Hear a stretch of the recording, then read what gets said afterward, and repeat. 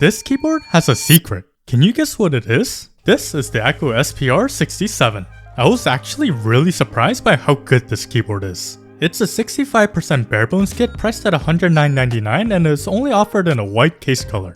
There is a lot to like about this keyboard. It features a south-facing PCB that is 5-pin hot swappable and includes two types of plates of FR4 and POM. Both the PCB and plates have flex cutouts that allow for a more flexible typing experience. The keyboard also uses a daughter board and comes with a wide variety of foam, including a sheet of silicone pad that gives it a creamy sound signature. However, this keyboard isn't perfect as it includes plate mount stabilizers, which makes the experience feel a bit cheap, especially considering that this is a $200 keyboard kit. But the PCB does support screw-in stabs, so I'm considering switching to those in the future. Some of the other things that I did not like about the keyboard were in terms of aesthetics. While the gold accents on the keyboard are pretty nice, I wasn't a big fan of the engravings.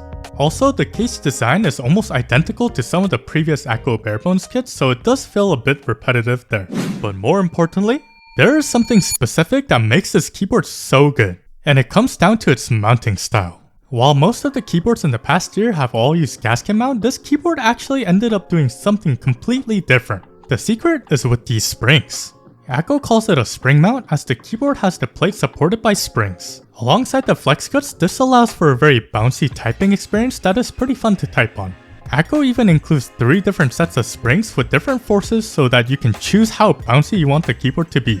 Personally, I preferred the heaviest springs as it already felt bouncy enough for me, and both the medium and light springs felt like they were a little too much. In a keyboard market that has been flooded with the same gasket mount, it was actually pretty refreshing to see ACO experiment with a completely different approach. Overall, I really enjoyed this keyboard and do see myself using it a lot in the future. Before I show you the sound test, if you enjoyed today's video, make sure to like and subscribe. Links to all the products will be in the description. Let me know what you think about the keyboard in the comments, and until next time, stay safe and take care.